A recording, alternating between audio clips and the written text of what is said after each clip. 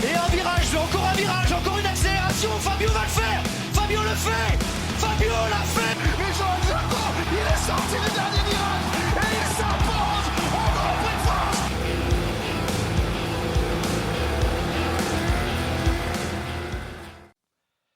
Et bonjour à tous, bienvenue dans l'épisode 4 du Bruit du Paddock. On se retrouve après le Grand Prix de Catalogne sur le circuit de Montmelo à Barcelone.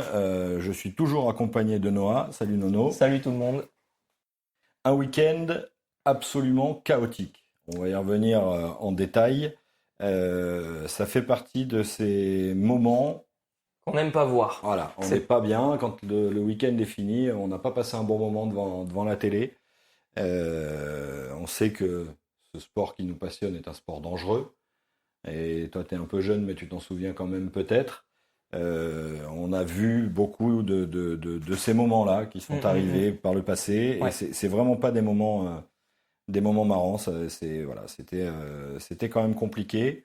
On va y revenir, des gros crashs le dimanche, mais on va commencer le week-end par le début. Le vendredi, une piste très fraîche. Alors on sait que Barcelone, c'est un circuit, il n'y a pas de grip. Il n'y a pas de grip, c'est une horreur. Comme ça, c'est simple.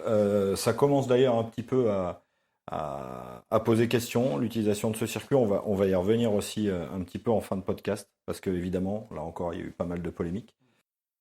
Donc cette première journée très fraîche sur une piste qui n'a pas de grip, et qui a permis quand même de mettre un petit peu en valeur les KTM sur toute la première journée. On sait que la KTM, elle marche quand il n'y a pas de grip. C'est une moto qui marche quand il n'y a pas de grip. Ce qui est un peu étrange, parce qu'elle fonctionne quand même à l'inverse, cette moto. C'est vrai. Je ne sais pas comment ils ont fait. Alors, est-ce que c'est vraiment la KTM qui fonctionne mieux quand il n'y a pas de grip, ou est-ce que le manque de grip la pénalise moins que les autres parce qu'elle est un petit peu moins performante? C'est sûrement ça, mais dans ce cas, en partant de ce point de vue, on pourrait penser que les Japonaises, parlant forcément des Honda et des Yamaha, serait aussi un peu plus avantagé, mais le problème c'est qu'on sait que la Yamaha, dans tous les cas, quand il n'y a pas de grip, c'est pas comme quand il pleut, ça nivelle pas de la même manière. Les performances pareilles. Malgré tout, on retrouve un Alex Marquez qui est en forme. Alors il avait fait un super week-end à Jerez, il a fait un week-end beaucoup plus mitigé au Mans, mais je trouvais qu'il était en train de monter vraiment en puissance, Marquez. On va y revenir dans le week-end, mais un Alex Marquez qui fait le premier temps de la practice numéro 1, devant un Jorge Martin qui est sur la lancée de son week-end au Mans, où il a été absolument impérial. Un Digia qui est toujours là, il est toujours là. Et Pedro Acosta, 4e, cette KTM marche plutôt bien. Bezzecchi 5, bon voilà, les gens que l'on attend sont là. Et un Johan Zarco qui commence son week-end un petit peu plus timidement, 10e place, mais qui bosse. Et Fabio, avec la Yam, on le sait, hein. Fabio, il va être dans le dur ce week-end, au moins au début, avec ce manque de grip. Ça va se réchauffer un petit peu dans le week-end, ça sera moins pire par la suite. Mais là, sans grip et avec une piste fraîche, c'était extrêmement compliqué pour lui. Même Ogura a eu un petit peu du mal, et Bagnaia aussi, 17 Bagnaia, 18 Ogura. Ils sont loin. À noter quand même que c'était le retour de Maverick Viñales. Oui. Il était là ce week-end. Il faut qu'il se remette dans le rythme. Hein. C'est difficile. Il a peut-être encore un petit peu des douleurs. 19e devant les dernières Yamaha. Après, côté Yamaha, on a derrière Viñales un Augusto Fernandez, un Alex Rins, un Toprak Razgatlioglu qui, je pense, a connu une énorme différence entre les pneus Michelin et les pneus Dunlop qu'il utilisait en Superbike. Pirelli, pardon. Superbike. C'est un circuit qu'il connaît. On s'est dit, il va être un peu mieux. Au final, avec les pneus Michelin et cette piste qui est très, très froide le vendredi matin et ce manque de grip, il n'arrive pas à faire travailler son pneu avant au frein, il le dit, on le sent un peu désabusé, hein, il est complètement perdu, l'ami Toprak. Et c'est dommage. Alors moi, j'ai quand même hâte de voir où il sera l'année prochaine, parce qu'effectivement, l'année prochaine, on va arriver sur des Pirelli. Alors certes, avec des motos complètement différentes. On va rappeler pour les personnes qui seraient les moins initiées et qui nous écoutent, l'année prochaine les motos vont passer de 1000 à 850 cm3 dans une volonté de limiter un petit peu les performances, parce que les motos sont de plus en plus lourdes, vont de plus en plus vite, donc en cas de chute, on va le voir ce week-end, on est vite dans les airfence, on est vite dans au bout en fait des dégagements sur les circuits, donc on baisse la cylindrée, on baisse un petit peu les performances, on change de manufacturier pneumatique, puisque c'est Pirelli qui va remplacer Michelin Là, c'était la volonté du promoteur d'avoir qu'un seul manufacturier pour toutes les catégories, puisque Pirelli équipe déjà Moto 2, Moto 3. Et beaucoup moins d'aéros, des aéros plus petits. Plus à l'arrière, il me semble. Plus à l'arrière, plus de rally device, ce système d'abaissement Fini, aussi. des Voilà. départs comme à l'ancienne. Ouais, Donc il y a ça des va, pilotes que ça va un peu plus impacter et des pilotes où non. C'est ça. Et donc, moi, j'ai vraiment hâte de voir ce que va faire Toprak, parce qu'il semble quand même que ces Pirelli fonctionnent vraiment différemment. Sur la practice, pour déterminer qui donc va aller en Q2, eh bien, on va voir que ces KTM, effectivement, à la faveur de cette piste qui n'a pas de grippe, fonctionne bien. Pedro Acosta va aller signer le meilleur temps. Il est en forme, hein, Pedro, sur ce week-end. Devant Alex Marquez qui tire son épingle du jeu, parce que des Ducati, il y en a pas beaucoup. Il y a Didja qui est un petit peu plus loin sur la PR, mais Alex Marquez est en forme aussi. Il est là, il est vite. Brad Binder, donc à la faveur de sa KTM, qui est là aussi, 3e. Raúl Fernandez, Zarco, qui redresse la barre sur la practice, qui va être 5e. Didja 6.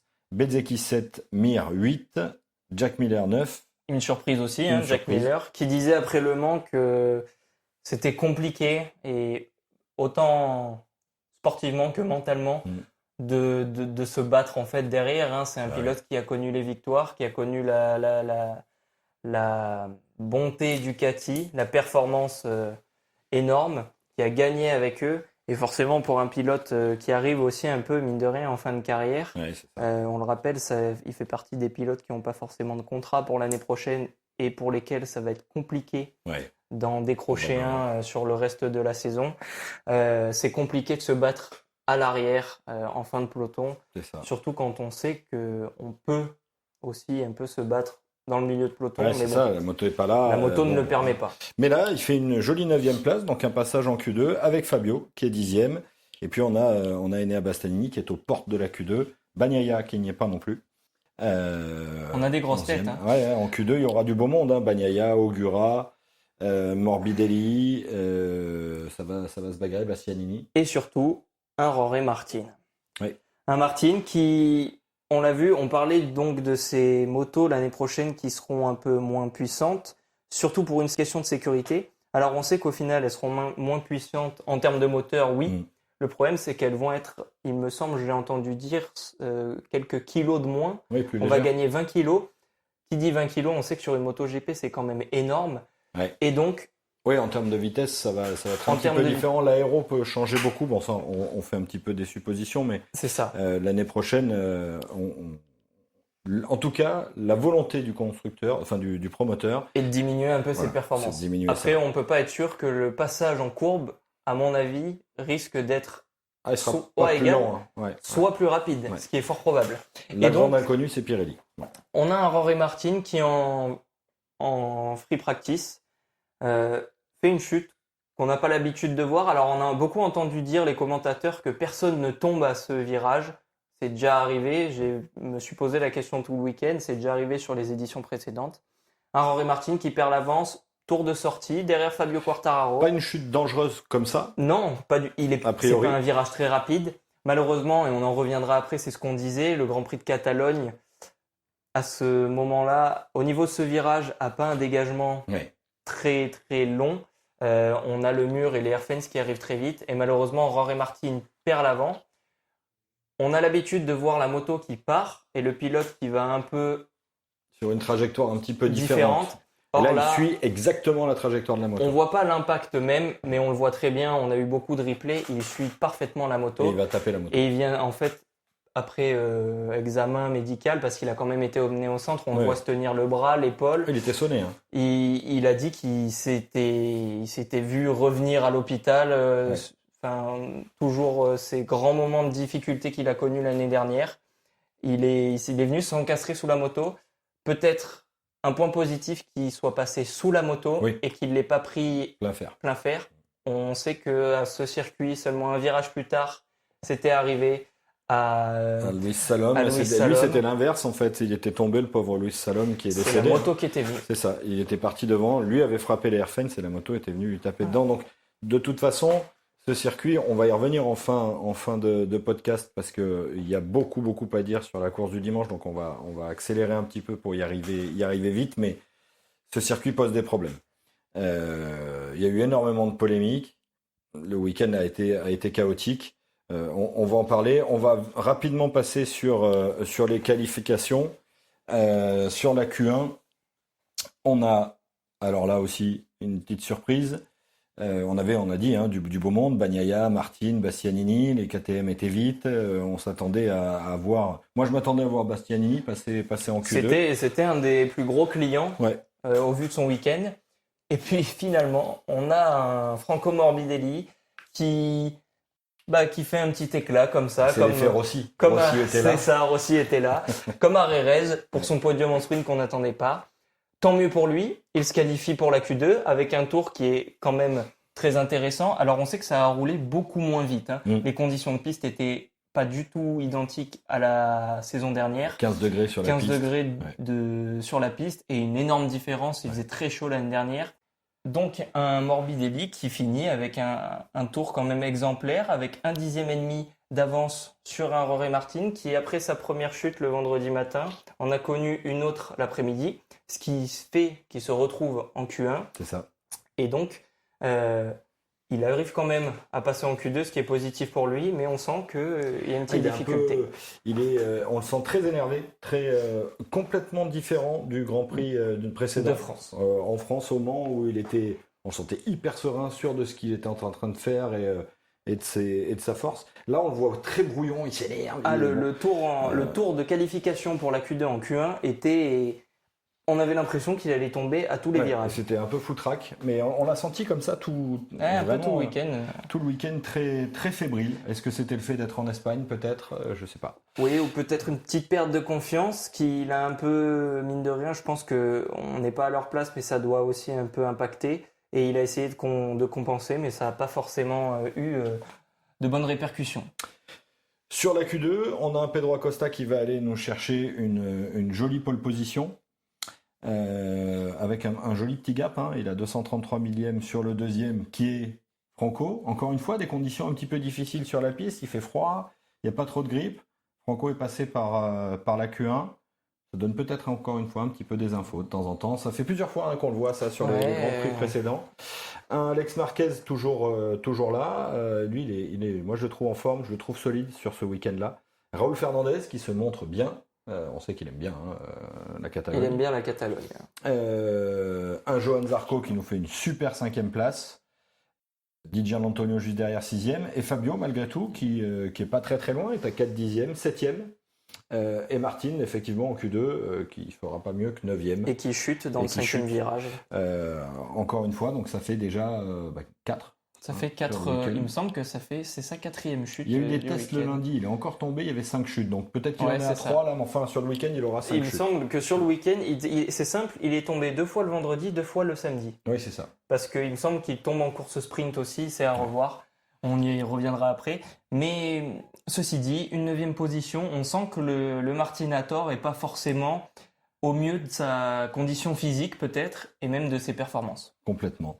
Donc ça nous fait une première ligne, Acosta, Morbidelli, Marquez, deuxième ligne, Fernandez, Zarco, Di Giannantonio, Fabio en troisième ligne, avec Binder, Martin, Bagnaia n'est que 13 à ce moment-là, donc lui aussi dans le dur un peu, ça contraste vraiment avec le week-end d'avant. Marini, c'est pas évident non plus. Ogura qui est que 18e finalement, et puis un Toprak qui est complètement dévasté à la rue, et un Diogo Moreira qui est un peu dans le dur aussi. Diogo Moreira qui est que 20e. À ce moment-là du week-end, on bougonne un peu parce que les conditions de piste sont pas terribles. On voit bien que les pilotes s'amusent pas trop. On se dit que le spectacle va pas être forcément au rendez-vous. Le spectacle va pas être terrible. Et pour autant, on a une course sprint l'après-midi. Plutôt intéressant. Qui est plutôt sympa à regarder. On a Costa qui prend un bon départ, suivi par un Zarco excellent, qui s'élance très très fort. Il est 2. Alors effectivement, il va pas rester 2. La Honda est quand même encore un petit peu un ton en dessous. Alex Marquez va rapidement passer Johan, qui se retrouvera 3e. Et effectivement, on a encore la 4e chute de Martin qui intervient à ce moment-là. À ce moment-là, on a toujours Acosta en tête. Marquez va passer premier. Zarco se maintient autour de la 4e place. jusqu'à ne pas arriver à résister à la C'est ça. Ducati de Digia. Il va finir cette course-là 5e. Et puis on a une jolie petite bagarre entre Raúl Fernandez et Acosta, avec des jolies passes d'armes, on l'a vu. Pendant ce temps, Marquez, lui, il fait son petit bonhomme de chemin, mais il est pas si loin. Il prend pas une si grande avance. Et moi, à ce moment-là de la course, en voyant Raúl Fernandez se battre avec Acosta, je me suis dit, il peut peut-être potentiellement être un prétendant à la victoire en course sprint. Après, ça s'est un peu gâté. Acosta, contrairement à ce que la KTM nous habitua, a repris du rythme à la fin de course. On sait que c'est une course sprint, donc il y a un peu moins de dégradation, mais on sait que la KTM, niveau pneus, arrivé en fin de course, c'est très compliqué. Sur les courses principales, forcément, c'est des courses d'environ 20 tours. Mais bon, à partir de 12 tours, c'est là où les pneus chez la KTM commencent à vraiment amener une grande différence par rapport aux autres constructeurs. Et finalement, il arrive à repasser Fernandez, à créer un petit écart. Di Giannantonio, lui, à son tour aussi, vient un peu chahuter avec Fernandez. Il lui prendra, on le verra du coup, la 3e position. Et puis, on a un Costa qui revient sur Alex Marquez, qui n'a pas su prendre une avance considérable. Sur une course sprint, on sait que c'est compliqué. Et mine de rien, le samedi après-midi était pas non plus très très chaud. Et on a du coup les KTM qui marchaient un petit peu mieux. Et donc, une course très serrée. Alex Marquez arrive quand même à maintenir sa première position. Et Acosta qui finit 2e. On a eu, lors de cette course sprint, l'écart le plus serré de l'histoire des courses sprint, avec seulement 41 millièmes d'écart. Je pense qu'il fallait pas un tour de plus, parce qu'Acosta, il aurait croqué. Acosta était beaucoup plus rapide. Il était mieux sur la fin. Bon, le nombre de tours, c'était 12. Au bout de 12 tours, il y avait 41 millièmes entre les deux. Ça. Donc ça nous fait un résultat de course sprint. Alex Marquez, Pedro Acosta, Di Giannantonio sur le podium. Un beau 4e avec Raúl Fernandez. Zarco qui fait une course hyper solide. Qui finit 5e. Bagnaia, sans faire de bruit, qui passe de sa 13e place à la 6e. Il était 13e sur la grille, il finit 6, donc c'est pas mal. Ogura, qui était 18e, on le rappelle, finit 8, donc c'est bien aussi. C'est énorme. Et un Marco Bezzecchi, qui aurait pu profiter. Il faut rappeler que Martin est revenu à 1 point au championnat après Le Mans, qui aurait pu profiter un petit peu de la bévue de Martin et de sa chute, pour creuser un petit peu l'écart à la faveur de cette course sprint. Et finalement, il fait 9e, donc il ne marque qu'un point. Bezzecchi, toujours. Bon, il a fait une course sprint qui était très honorable au Mans, mais c'est quand même pas son dada. Et un Fabio, 13e, c'est un petit peu plus ça a été compliqué pour lui lors de la course sprint. On a vu pas de mise en régime. On a l'habitude de le voir au bout de 2-3 tours, souvent quand les pneus sont bien chauds. Mais bon, là, une piste qui offre pas de grip, on sait que la Yamaha est pas forcément dans ses meilleurs jours, donc forcément, en alliant les deux défauts, ça peut pas faire un bon résultat. Il l'a dit, ça l'énerve, hein. Il l'a dit en conférence. Il a dit c'est chiant, mot pour mot. Voilà, après, on sait que c'est des moments qui sont compliqués chez Yamaha. Après, on le voit, il donne tout pour essayer de partir, parce que je pense que, à mon avis, on attend encore les confirmations de contrat, mais je pense qu'il ne sera plus chez Yamaha l'année prochaine. Non, c'est sûr. Tous les contrats sont vraisemblablement signés. C'est ça. Aucune annonce officielle est encore arrivée, pour les raisons dont on a déjà parlé, de négociations entre les promoteurs et les constructeurs. Les constructeurs demandent de l'argent, le promoteur veut en donner, mais pas suffisamment au goût des constructeurs. Bref, donc, on sait que tout le monde a à peu près sa destination de l'année prochaine.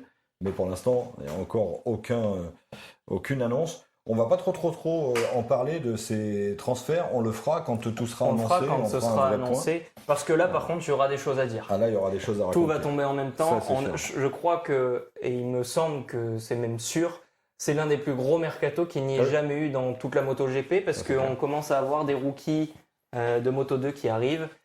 On a vraiment beaucoup de changements. Et pour clôturer un peu cette course sprint, donc un Marco Bezzecchi, comme on l'a dit, qui finit seulement 9e. Alors, il récupère du coup un seul petit point. Oui. Pas de rapport à Jorge Martin, ce qui fait 2. Il a failli rester au même stade. Parce que, Enéas Bastianini, qui était très performant, mais il a quand même réussi à le repasser dans le dernier tour. C'est ça. Et puis, on va passer à la course du dimanche. Et on l'a dit en début de podcast, au chaos. Au chaos absolu. On On a un bon départ de Johan avec Martin, Pedrosa. J'étais sûr que j'allais la faire celle-là. Pedro Acosta. Qui s'envole devant. Et puis derrière, ça se bagarre. Acosta, Fernandez, Marquez se bagarrent un peu mais reviennent. Une course sympa. Zarco est en bagarre pour le podium. Il est un petit peu, toujours pareil, un petit peu en difficulté avec sa Honda. On sent que ça peut finir autour de la 4e, 5e, 6e place. À l'image de la course sprint, voilà. un top 5 était franchement très envisageable. Jusqu'à ce 12e tour. 12e tour, Acosta est devant, Marquez est dans sa roue.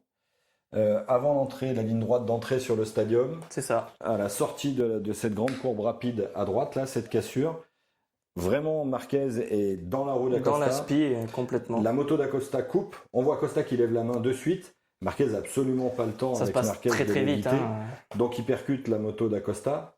C'est un petit miracle qu'il ne fauche pas, qu'il coupe pas en deux Acosta. Hein. Et Alex Marquez a eu un énorme réflexe parce qu'on le voit dans le replay. Quand ils nous ont mis sa caméra embarquée, il est vraiment collé à Acosta. Oui. Et il voit quand même qu'Acosta ralentit et il arrive Heureusement. à dévier. Ouais. Parce que sinon, je pense que ça aurait été encore plus grave. Encore plus grave. Sur le choc, Alex Marquez est complètement envoyé sur la partie droite de la piste dans l'herbe à une vitesse folle. Je crois qu'il a 220 km/h. Ils sont très vite. Ouais. À cet endroit-là, c'est une ligne droite, donc il y a peu de dégagement. On a même les murets qui refont un petit angle comme ça qui se resserrent. Heureusement, il le passe encore sur ses roues. Oui, c'est ça. Et puis là, la moto tombe.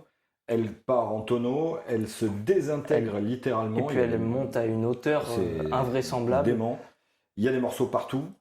L'avant de la moto, la fourche, la roue se détache complètement, s'envole et va percuter Di Gianantonio. Qui a beaucoup de chance, faut se le dire. Ça m'a un peu fait penser, ces images, à Spielberg, Red Bull quand Valentino Rossi était encore là sur la Petronas, avec un Zarco qui était aussi impliqué, avec pareil, une fourche avant qui passe au-dessus de Vignales et de Rossi. Enfin, des images qu'on n'aime pas du tout voir. Ce crash-là, si vous ne l'avez pas vu, je vous invite à aller voir sur YouTube.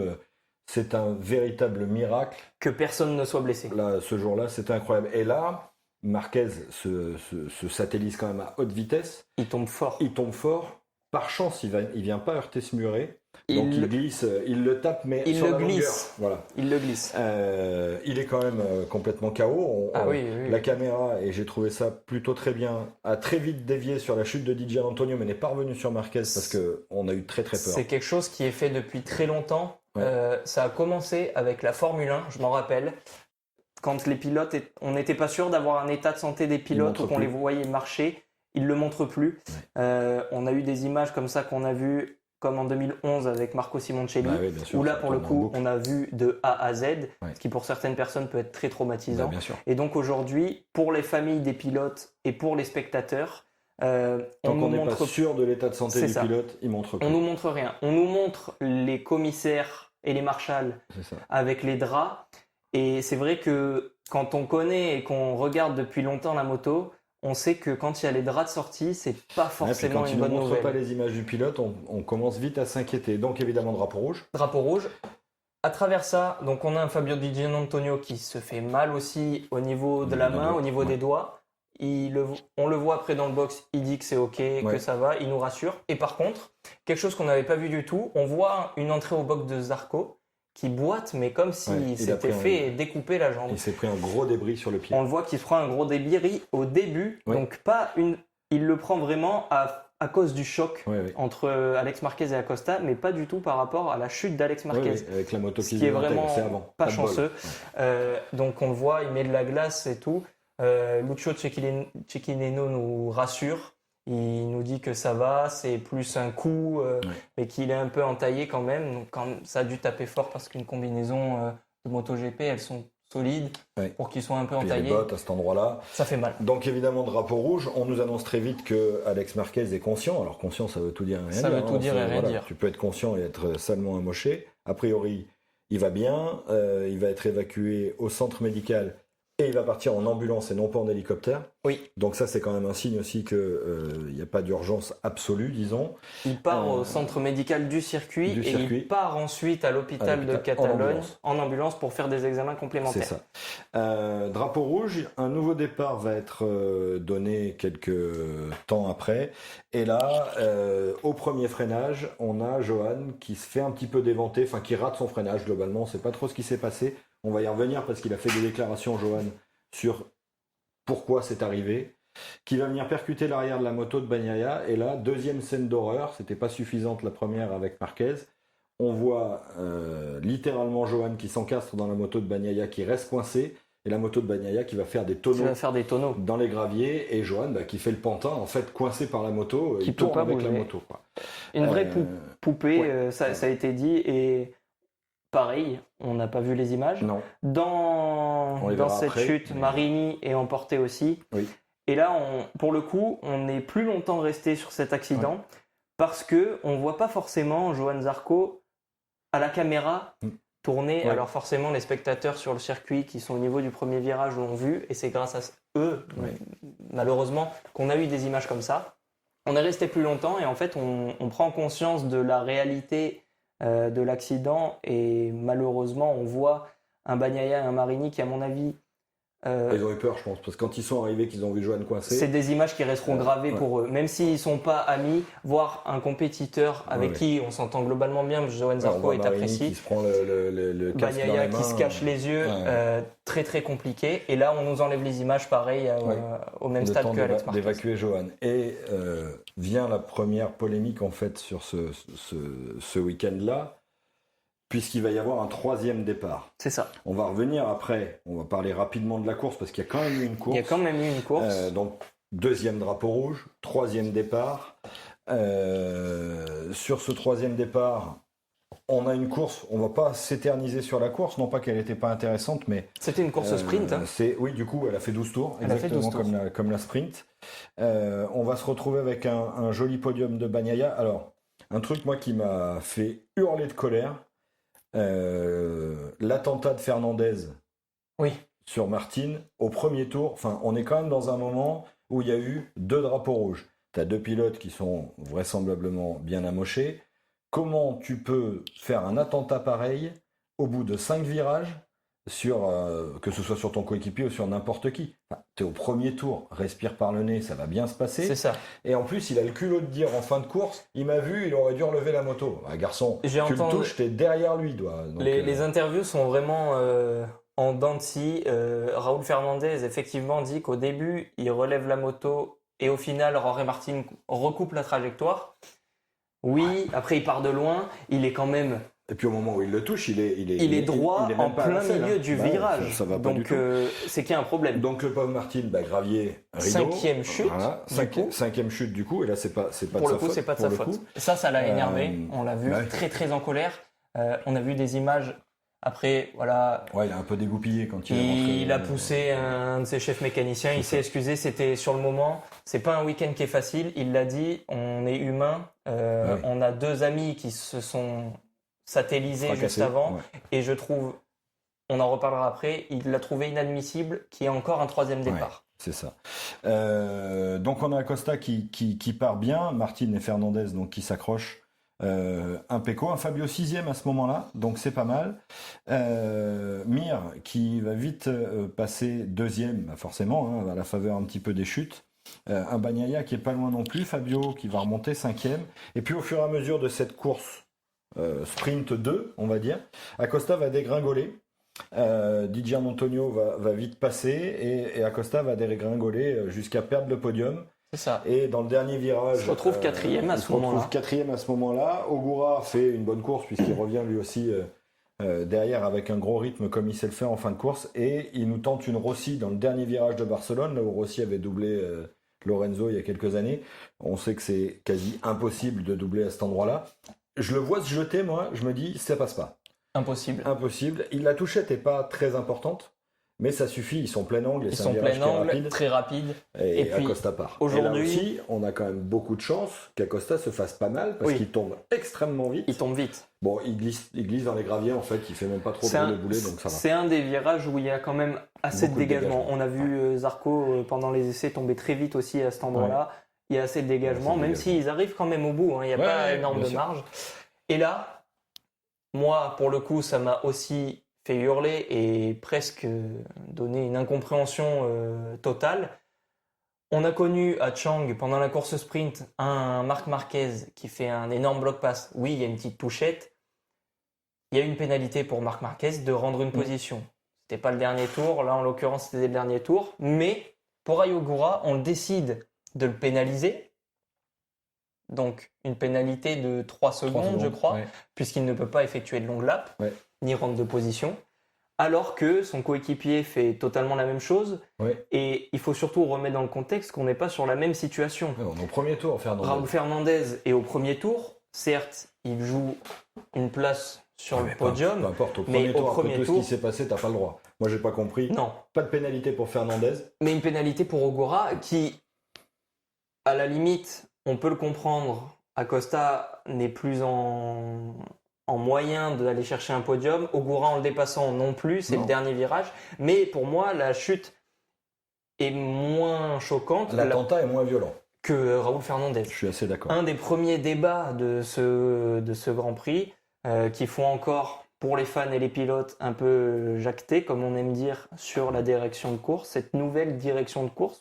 Pour ceux qui ne sont pas forcément aux normes, la direction de course a changé de tête. Oui. Voilà, je pense que ça essaye de prendre ses marques, mais pas de la meilleure des Ouais, manières. c'est un peu étrange. Donc, on a un Fabio Di Giannantonio qui vient gagner enfin un Grand Prix le dimanche en course longue. Ça n'était plus arrivé depuis le Qatar 2023, 3, je pense. il me semble. Ce qui lui a permis de sauver sa tête en MotoGP. Donc Di Giannantonio, meilleur pilote Ducati, encore une fois, hein, il est là. Fermin Aldeguer 2 et Francesco Bagnaia 3. À noter que ces résultats-là sont les résultats définitifs, puisque celui qui avait fait deuxième, et j'étais plutôt content pour lui, c'est Joan Mir. Joan Mir, super course, on Voilà. peut pas lui en Clairement. reprocher. Je sais qu'on entend des gens dire, alors on va mettre un peu de contexte, il y a eu énormément de pénalités pour les pressions de pneus. Bien sûr. En 3 ayant départs. 3 départs, c'est impossible de vérifier. Évidemment. Que ce soit les pilotes ou les mécaniciens, ils sont dans un rush. Et je pense qu'avec les images qu'on vient de voir, on peut pas être concentré à 100%. Bah non, puis tu sais pas de quoi du tout va être fait la course. C'est Donc ça. Faire un plan, les pneus ont pas forcément le temps d'être dans le four à pneus comme ils font d'habitude. C'est pas du tout prévu pour avoir 3 départs. Donc Mir, le pauvre, il fait une super course, il fait un P2. Je pense qu'il en avait vraiment besoin. Il a dit d'ailleurs que dans sa tête, lui, il a Oui. fait P2, il est content. Pour le coup, Mais sachant la pression des pneus ne va pas changer le Non, taux de la c'est course. C'est vraiment absolument. une question de règlement. D'ailleurs, ça a été aussi un peu questionné. C'est un peu peut-être gros, 16 secondes de Ouais, pénalité c'est pour énorme. une pression de pneus qui se joue peut-être à 0,01 Oui, ça se joue à rien, ou un bar. nombre quoi. de tours. C'est ça. Donc il finit, il était P2. Et il est finit déclassé. 13e. P13, c'est colossal. Hein. Avec lui, on a aussi d'autres pilotes. On a des pilotes qui sont un peu plus loin dans le classement, donc c'est moins impactant, mais quand même, on en a beaucoup. Je crois que c'est un des grands prix. On a plus de pression de pneus au niveau Ouais. pénalité. On a Alex Rins qui était 11e, qui est fait une course plutôt pas mal. facilement. Malheureusement, qui dégringole à la 14e place. Un Jack Miller qui était 14e, qui dégringole à la 15e place. Un Toprak qui était 15e, qui aussi lui-même finit P16. Alors, on a beaucoup moins d'écart, hein, forcément. Il y avait Ouais, déjà bien sûr. très peu de pilotes. Bah ouais, Ils sont c'est ça. 17 en tout, sans compter la chute d'Acosta et C'est de ça. Martin. Et on a un Raoul Fernandez qui, lui, du coup, a fait la moitié la totalité de la course derrière, Derrière, ouais, dû à son accrochage, parce qu'il a quand même été amené dans le bac à gravier, qui finit 17e au lieu de la 16e position. Et donc, pour finir sur ce dimanche chaotique, on a vu ces gros crashs et ces images extrêmement impressionnantes. Plusieurs choses à dire quand même. On a entendu dire que effectivement le circuit de Barcelone n'était plus du tout adapté au MotoGP moderne. Moi, je trouve que c'est un petit peu exagéré. Là, on a eu 2 gros crashs. Une machine qui coupe dans la ligne droite, ça peut arriver à n'importe quel moment. Ce qui est vrai néanmoins, c'est que, et ça fait plusieurs fois qu'on le dit, moi j'étais en 2006 quand il y a eu le crash de Giberno qui s'accroche avec Capirossi, qui a fait qu'après il y a eu les protections de levier Oui. de frein avant. Il avait fait une culbute, il était passé par-dessus en s'accrochant la poignée de frein avant sur Capirossi. J'étais en plus au bout de la ligne droite dans les tribunes, donc on l'a vu en live. Le départ du Grand Prix de Barcelone, et la ligne droite est très longue et le départ est très très loin. Ouais. Et en fait, ce qui est proposé, c'est de rapprocher un petit peu cette ligne de départ du virage pour pas que les motos arrivent à 300 km/h au premier freinage, parce que c'est quasiment inédit dans le championnat et que celui-là. Avec le Mugello où ils arrivent assez vite, C'est ça. mais il y a Oui, plus mais de place. Il y a plus de place. C'est un virage qui est plus ouvert. C'est ça. Là, c'est une chicane. Là, quand c'est même. une chicane. Assez serrée au début. C'est vraiment un boulet d'étranglement. C'est Ils ça. arrivent très vite. Alors, j'ai entendu l'excellent Michel Turcot qui disait, oui, effectivement, on pourrait assez facilement rapprocher la ligne de départ, mais ça pose de gros problèmes pour la mise en grille. Parce que du coup, ça amènerait quasiment la ligne de départ pratiquement à la sortie des stands. Et donc, il faut trimballer tout le matos. Et oui. Pas si simple que ça en termes d'organisation. Mais je pense que c'est quelque chose qui va venir assez vite. Si le promoteur veut garder le Grand Prix d'Espagne, je pense que... J'ai même entendu des gens dire, après tout, il y a déjà plusieurs Grands Prix en Espagne, on pourrait supprimer Barcelone. Moi, je trouve que ce serait dommage, c'est un circuit historique. La deuxième polémique, ça a été les dégagements avec la chute de Martin, etc. Bon, c'est... Ok, on peut parler des dégagements de Barcelone, mais dans le même temps, on a un Phillip Island qui va disparaître pour un circuit urbain. Je suis quand même curieux de voir ce que ça va donner. Est-ce que ça va vraiment être fait? Phillip Island n'est plus dans le calendrier. Phillip Island n'est plus dans le calendrier. Est-ce que ce sera quand même triste? Ça, c'est très triste. J'ai quand même un doute. Et puis, la polémique des 3 départs. On a certains pilotes, Acosta notamment, qui a dit on n'aurait pas dû partir sur un troisième départ. Oui, c'est vrai. Alors après, on sait qu'il y a des notions d'argent, hein, il y a des droits télé qui sont élevés, etc. On savait que la vie des pilotes qui avaient eu le crash n'était pas en danger. Au moment du 3e départ, on le savait. Et en finalité, on a quand même... Alors, ils sont blessés. Alex Marquez a une fracture de la vertèbre C7, ce qu'on appelle une fracture marginale, c'est-à-dire sur le côté. Sur le côté. Qui ne risquait absolument Moins pas de toucher grave. la moelle, qui nécessite d'ailleurs pas d'opération. Non, il a une tout. minerve. Et il a la clavicule. Quand on voit le crash, s'en sortir avec ça, c'est miraculeux. Il faut quand même rappeler que au niveau des cervicales, parce que c'est bel et bien les cervicales, on sait qu'au niveau lombaire, on peut devenir para ou tétraplégique, donc soit perdre l'usage de nos jambes, soit tout perdre complètement. Par contre, au niveau des cervicales, s'il y a section de la moelle épinière, c'est décès instantané. C'est terminé. Et quand ils n'ont pas non plus, parce qu'on n'a pas vu les images du pilote, mais on n'a pas non plus vu les images du crash très vite. Oui. Ils les ont pas redonnées très vite. Et je me suis dit, s'ils les remettent pas tout de suite, c'est qu'il y a vraiment un souci. On a eu très peur. Mais au moment du 3e départ, les pilotes sont au courant que ça va. Ça va. On sait pour Alex Marquez que ça va au moment du 2e départ. Pour Johan Zarco, les pilotes, le départ a été très rapide, beaucoup plus rapide qu'après Alex Marquez. Il y avait de la piste à nettoyer. Mais par contre, Johan Zarco, on ne savait pas comment il allait. On a eu les informations pendant la course. Ouais, c'est vrai. Les pilotes sont partis sans savoir comment il allait. Ils savaient que c'était une question de jambes, moins grave et potentiellement sa vie n'était pas en danger. Voilà, c'est ça. Et Zarco s'en sort avec des déchirures ligamentaires postérieures, antérieures, enfin le genou, en gros les ligaments croisés sont complètement et une petite fracture de déchirure quasiment. C'est au niveau du péroné à l'insertion de la cheville. Et on sait qu'il est allé voir un spécialiste à Lyon cette semaine. Il va mettre un moment à revenir quand même. Il va mettre un moment à revenir. C'est confirmé qu'il ne sera pas là au Mugello, forcément, comme Alex Marquez. On a vu, j'ai pu voir passer l'interview d'une médecin du sport via Canal+, qui disait que dans l'optique, s'il ne se faisait pas opérer, c'était bien évidemment avant la consultation avec le médecin, s'il ne se faisait pas opérer, on peut très bien être sportif avec des ligaments croisés. Or, je trouve que c'est quand même un peu exagéré de dire qu'on peut piloter une MotoGP, même si effectivement c'est les genoux, on sait qu'ils s'en servent. Une chute réaggraver une chute sur des ligaments croisés qui ne sont pas soignés, ça peut avoir des grosses conséquences. Elle disait 6 semaines. Je pense que je n'ai pas vu le compte rendu forcément de cette consultation. Je pense qu'ils vont quand même essayer de réparer tout ça. Ouais, je pense aussi. Mais puis Johan, c'est pas un gamin, hein, c'est le plus vieux du plateau. C'est le plus vieux du plateau. Espérons. Sur le moment, quand j'ai vu la chute, moi, je me suis dit non, pas une fin de carrière comme ça, ce serait vraiment moche. Ce serait très moche. Et en fait, il n'y a pas de fracture, donc ça, c'est déjà mon point. Mais les ligaments, ça peut être très long. Donc un week-end qui s'est terminé comme ça, avec ce sentiment un peu amer dans la bouche. Mais au final, malgré les images absolument effroyables qu'on a vues, des bobos, mais pas de gros bobos. Donc les mecs sont quand même vraiment solides. Les équipementiers ont quand même fait un boulot de dingue. Énorme. C'est colossal le gap. Un week-end comme ça, il y a 10 ans, C'était 2 morts. il n'y a pas de course parce qu'il y a des morts, quoi. C'est ça. Donc les pilotes s'en sortent bien. Nous, on attend avec impatience le prochain Grand Prix Oui. au Mugello, puisque on voudrait voir des belles courses, pas des pilotes qui se fracassent et pas de polémique. Voilà. C'est ça. Et on souhaite évidemment revoir rapidement les frères Marquez et Johan en forme. Un petit point très rapide. Ce podcast sera un petit peu plus long que d'habitude, mais c'est pas grave, quand on aime, on compte pas. C'est ça. Au championnat, Martin, qui était revenu à 1 point après Le Mans, à la faveur de ce week-end qui a été extrêmement compliqué, perd un petit peu de terrain. Bezzecchi reste en tête avec 142 points, à la faveur de ses 3 victoires. Martin reste deuxième, 127 points avec 15 points de retard. Et celui qui fait la bonne opération, c'est Gian Antonio, Qui revient. qui remonte à 116 points, seulement 26 points du leader. J'aurais pas parié Moi non plus. Gian Antonio dans la course au titre, mais en l'état, aujourd'hui, c'est le cas. Et puis, les pilotes Ducati officiels, Bagnaia est un peu dans le dur, Marquez est blessé. Marquez est blessé. Alex Marquez aussi. Alors, c'est pas les pilotes officiels, mais ça fait partie des Ducati. Ce qui est certain, c'est que si Gian Antonio est dans la course, Ducati va l'aider. Hein. Ah oui, Voilà, ça c'est clair. sûr.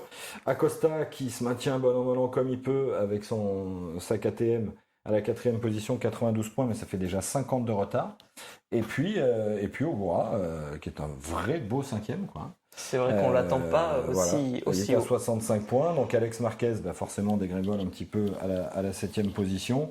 Il va perdre encore des places.